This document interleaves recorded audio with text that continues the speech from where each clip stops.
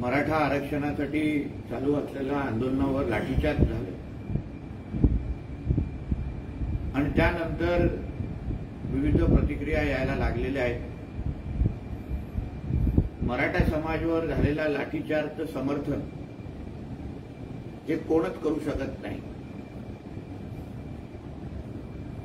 आणि समाज बांधवांना मी विश्वास देतो की हा लाठीचार्ज कोणीही चुकीच्या पद्धतीच्या मस्ती करून अगर केला असेल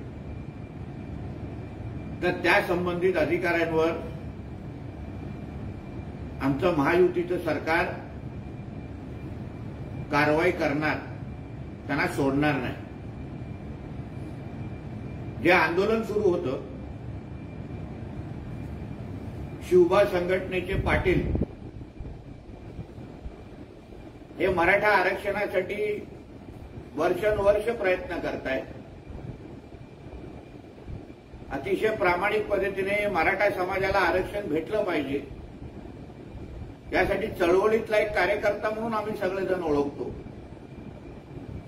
मला आठवतं काही वर्ष अगोदर त्यांच्यावर ज्या एक चुकीची केस झालेली तेव्हा सन्मान्य निलेश राणेजींनीच त्यांना त्या केसमधून वाचवलं होतं. म्हणून पाटलांची ओळख आम्हाला निश्चित पद्धतीने आहे. पण माझा मुद्दा असा आहे की शांत पद्धतीने आंदोलन सुरू होतं. कलेक्टर असो, एसपी असो, सगळेजण त्यांच्या संपर्कात होते आणि मग त्यावेळी दगडी नेमकं कोणी मारले? मराठा समाजाचे 58 मोर्चे निघालेले आहेत आणि 58 मोर्चामध्ये कधीही कोणालाही त्रास न देता हे मोर्चे काढले गेले. मला आठवतं एक अँब्युलन्स पण अगर तिथून जात असेल तर मराठा समाजाच्या मोर्चात त्याला वाट करून द्यायचा. म्हणजे एवढे अतिशय शांत पद्धतीने आणि शिस्त पद्धतीने मोर्चा काढणारा आमचा मराठा समाज पोलिसांवर दगडफेक करेल असं मी मानणाऱ्यापैकी नाही. मग नेमकं दगडफेक केली कोणी? सन्मान्य मुख्यमंत्री, सन्मान्य उपमुख्यमंत्र्यांनी या संबंधित उच्चस्तरीय चौकशी जाहीर केलेली आहे. त्याच्या चौकशी बाहेर येणारच. पण नेमकं मराठा समाजाला बदनाम कोणाला करायचं आहे? मराठा आरक्षण हे सन्मान्य राणे साहेबांच्या समितीने दिलं आणि त्याला ताकदीने टिकवण्याचं काम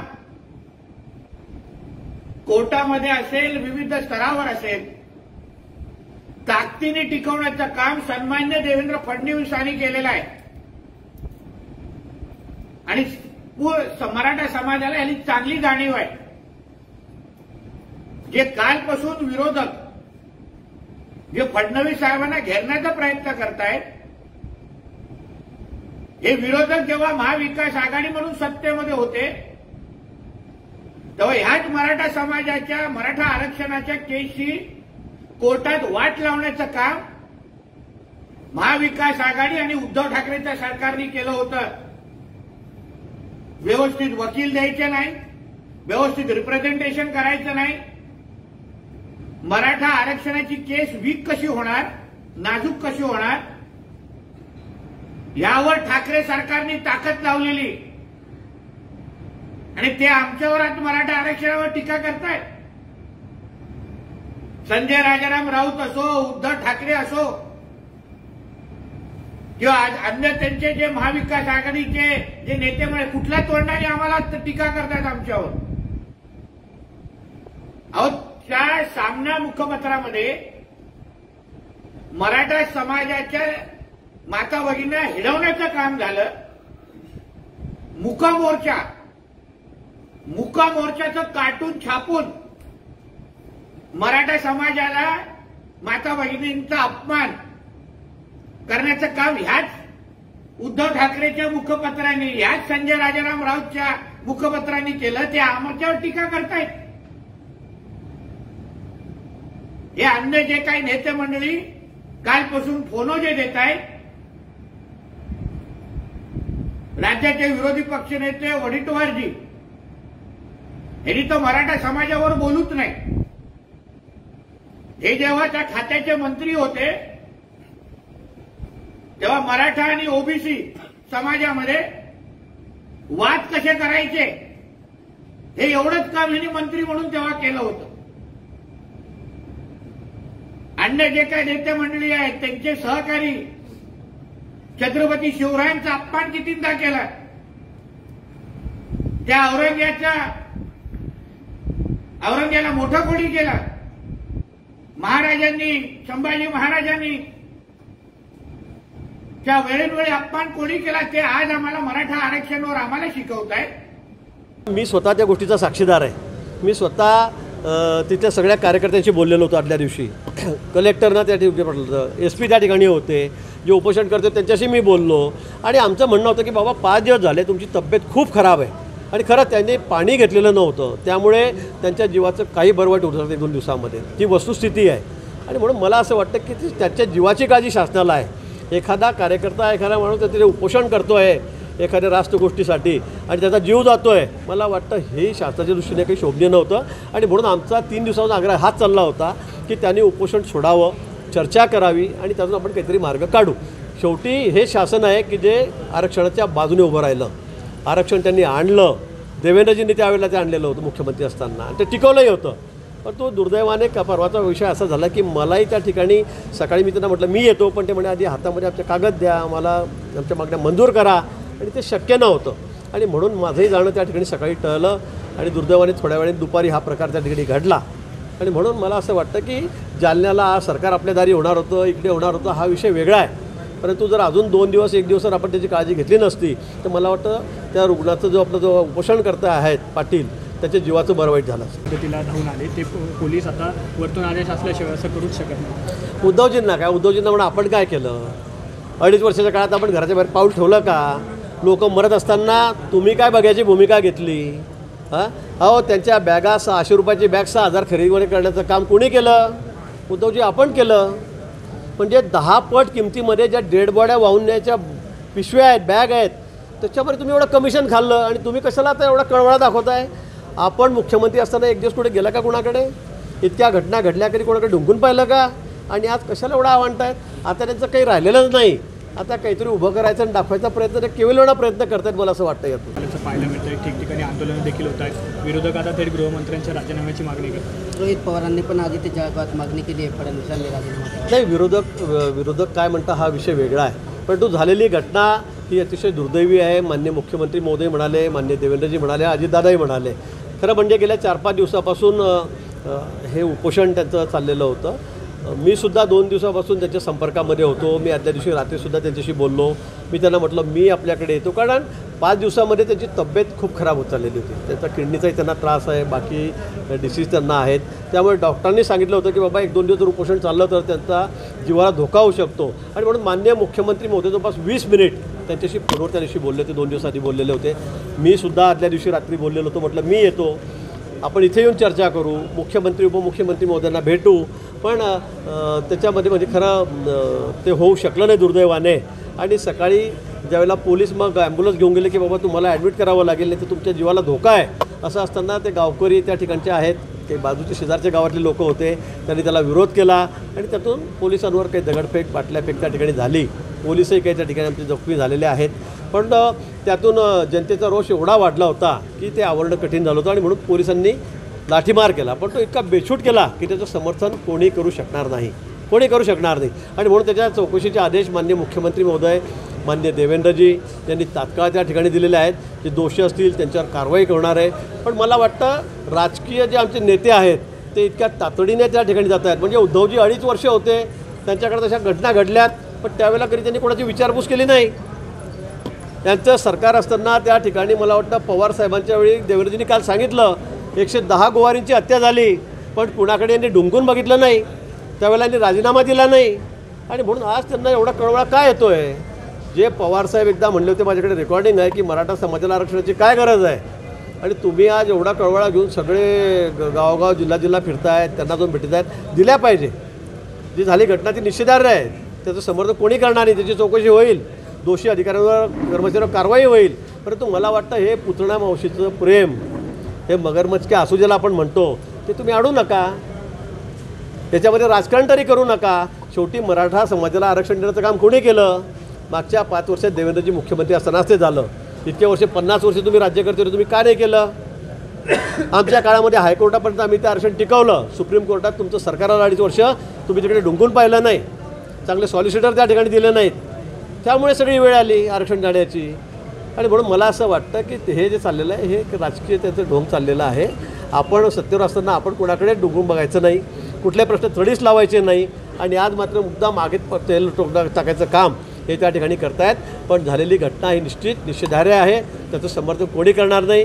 या घटनेची चौकशी होईल आणि दोषींवर कारवाई होईल. मराठा समाजाला आरक्षण आणि सवलती देण्याबद्दलचा जो विषय आहे, या विषयामध्ये मराठा समाजाने आणि सकल मराठा समाजाने 2014 ते 2019 या काळात देवेंद्रजी मुख्यमंत्री असताना 60च्या वर मोर्चे काढले. 1 मराठा, लाख मराठा आणि लाखो मराठा समाजाचे लोक, एक वादळ रस्त्यावर होतं, पण झाडाची फांदी सुद्धा तुटली नाही. इतकं शांतपणे हे समाजाचं आंदोलन, अत्यंत शांतपणे मराठा समाजाने आपलं मागणी सरकारसमोर ठेवली. आणि मराठा समाज हा नेहमी आदर्शच राहिला आहे. या महाराष्ट्राला, संपूर्ण देशामध्ये उंची देण्याचं काम मराठा समाजाने केलं. आणि आदर्श मराठा समाजामध्ये ज्या पद्धतीने मागणी सुद्धा आदर्शपणे, संयमीपणे केली, तेव्हा देवेंद्रजींनी मराठा आरक्षण, चंद्रकांतदादा पाटील आणि आमचे सर्वच नेते, एक मोठी टीम त्या ठिकाणी आम्ही तयार केली आणि माननीय देवेंद्रजींच्या नेतृत्वामध्ये मराठा आरक्षण मिळालं. ते हायकोर्ट, सुप्रीम कोर्टमध्ये टिकलं.